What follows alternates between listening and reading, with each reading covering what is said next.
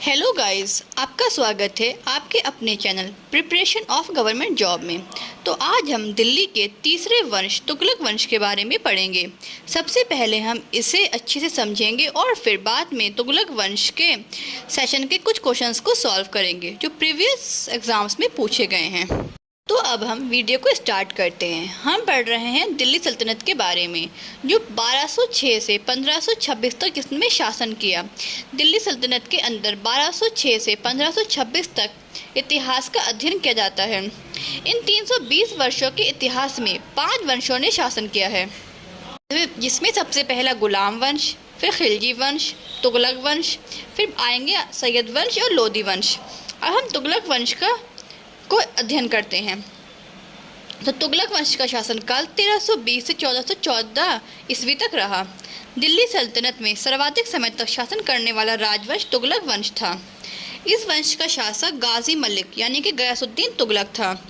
गयासुद्दीन तुगलक 1320 से 1325 यानी कि 5 साल तक इसने शासन किया है। गाजी मलिक ने तुगलक वंश की स्थापना की और गयासुद्दीन तुगलक के नाम से अपना राज्याभिषेक करवाया। गयासुद्दीन तुगलक खिलजी वंश के समय में देवालपुर के गवर्नर था, जो पंजाब के क्षेत्र में है। गयासुद्दीन तुगलक के कार्य, इसने कृषि के विकास के लिए नहरों का निर्माण करवाया। संभवतः यह दिल्ली का पहला शासक था जिसने नहर का निर्माण करवाया। गयासुद्दीन तुगलक ने एक शहर तुगलकाबाद की स्थापना की, जो दिल्ली के बिल्कुल बाहर है।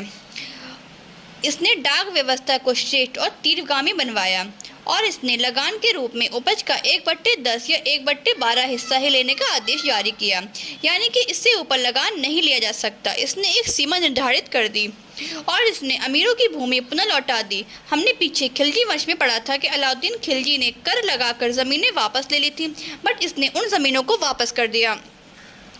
इसने सिंचाई के लिए यानी कि गयासुद्दीन तुगलक ने सिंचाई के लिए कुएं एवं नहरों का निर्माण करवाया। गयासुद्दीन तुगलक ने अलाउद्दीन खिलजी द्वारा चलाई गई घोड़े दागने तथा चेहरा प्रथा को प्रभावी तरीके से जारी रखा। फिर गयासुद्दीन तुगलक के सैन्य अभियान, सबसे पहले तेलंगाना विजय।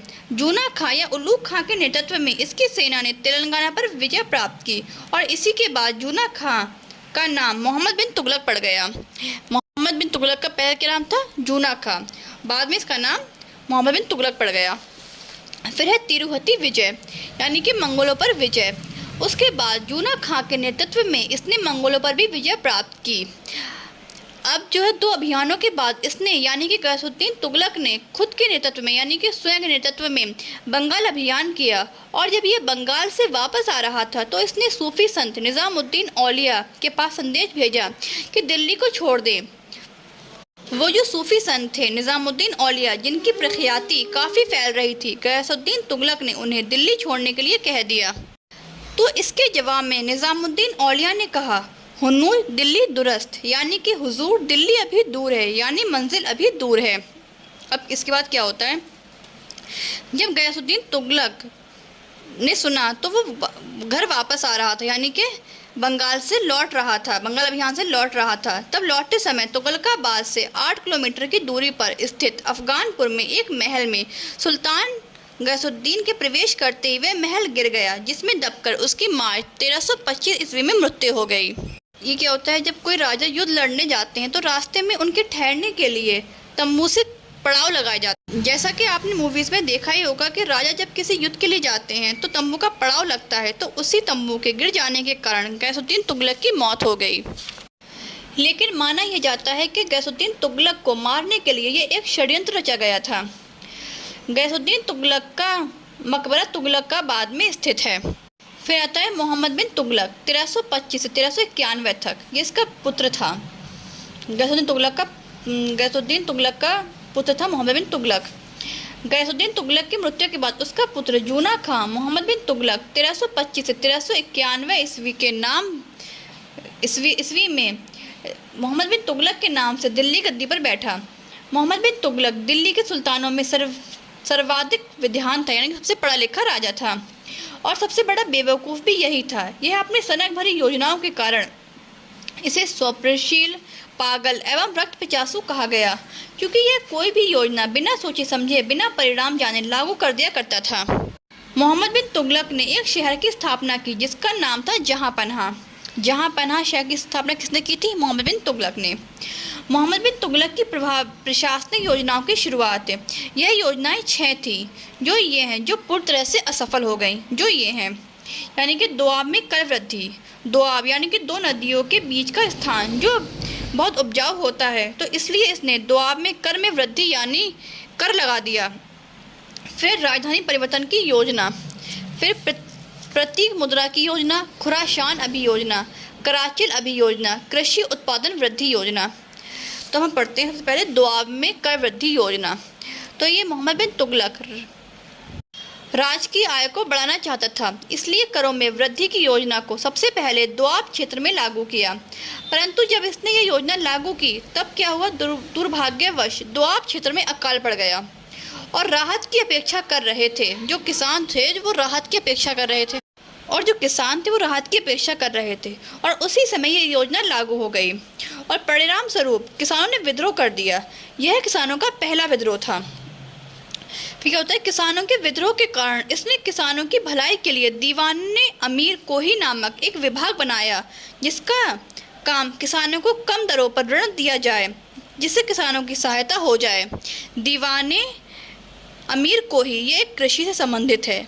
एक किसानों के लिए कृषि संबंधित ये क्वेश्चन आता है, एग्जाम में पूछा गया है कि दीवाने कोही किससे संबंधित है, तो ये कृषि से संबंधित है और इसकी शुरुआत मोहम्मद बिन तुगलक ने की थी। फिर राजधानी परिवर्तन की योजना। इसने राजधानी को दिल्ली से देवगिरी, जिसे दौलताबाद कहा जाता है, स्थानांतरित कर दिया और राजधानी स्थानांतरित करने का उद्देश्य यह था कि मंगोल आक्रमण से बचना और दक्षिण में इस्लाम का प्रचार करके वहां राजनीतिक के प्रभुत्व स्थापित करना।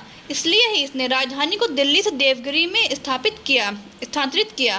परंतु जब इसने ये किया तो जनता के विद्रोह के कारण इसे फिर से दिल्ली वापस आना पड़ा, इसलिए ये योजना भी असफल रही।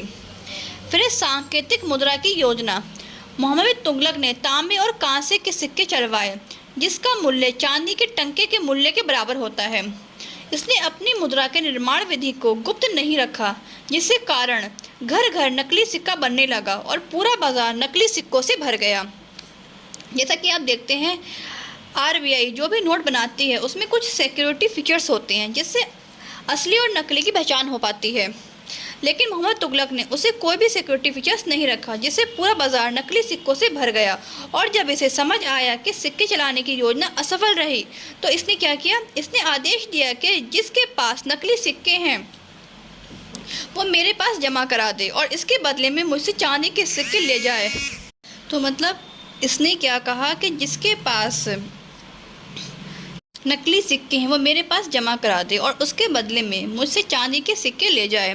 तो इसका परिणाम ये हुआ कि जिसके पास नकली सिक्के नहीं थे उसने भी नकली सिक्के बनवाने स्टार्ट कर दिए और ये योजना भी असफल रही। मतलब ये इतना बेवकूफ़ था कि इसने क्या किया कि मतलब उसको स्ट्रिक्ट लेने की बजाय इसमें और वो कर दिया, एक बेवकूफ़ भरी योजना स्टार्ट कर दी, जो ये भी असफल रही।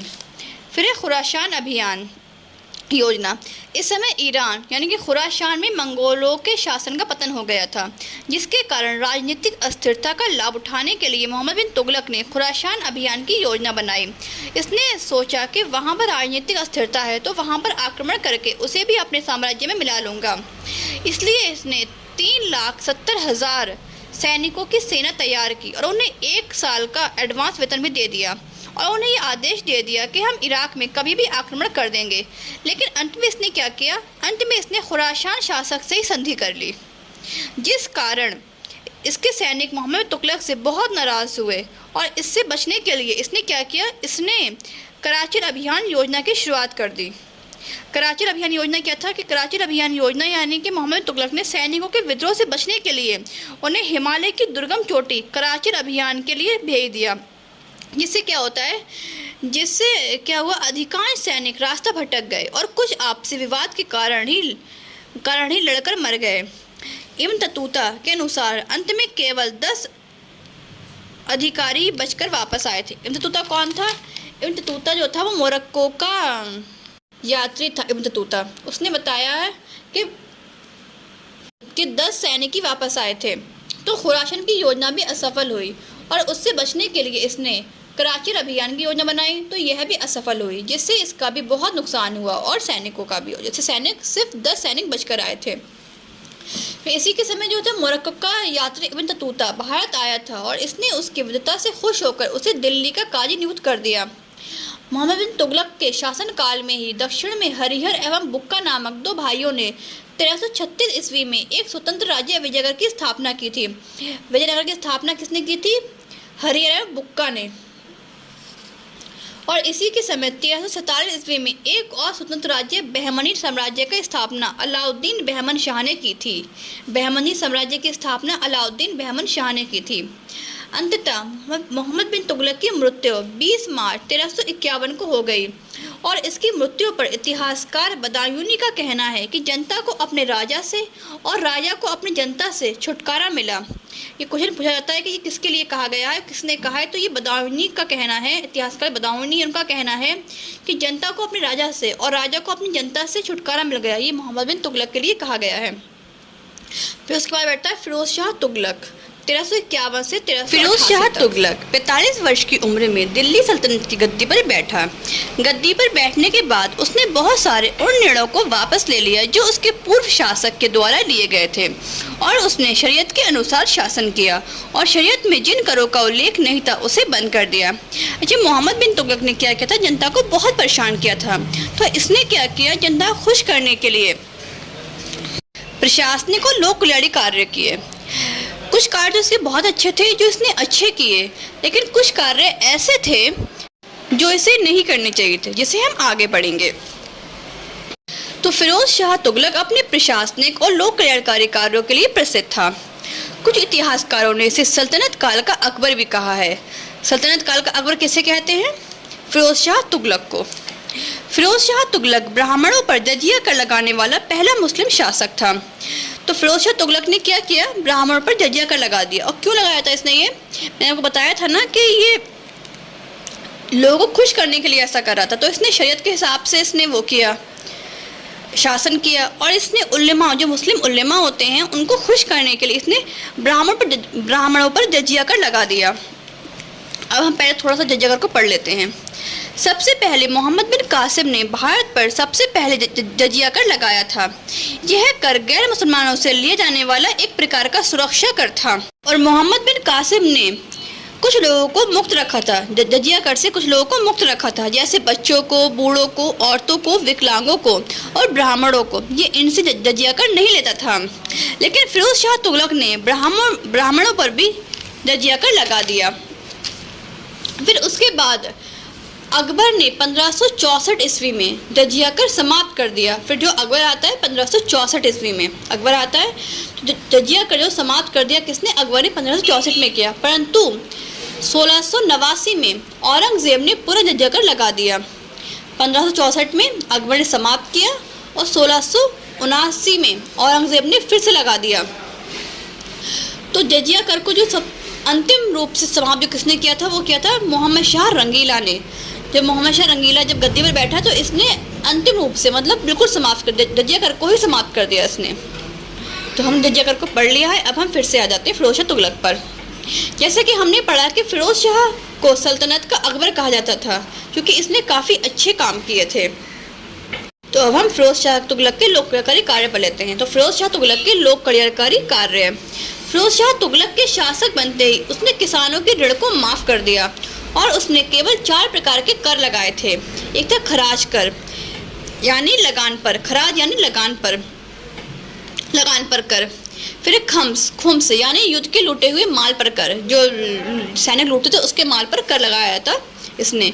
एक था जजिया कर, गैर मुस्लिम पर लगाने वाला कर।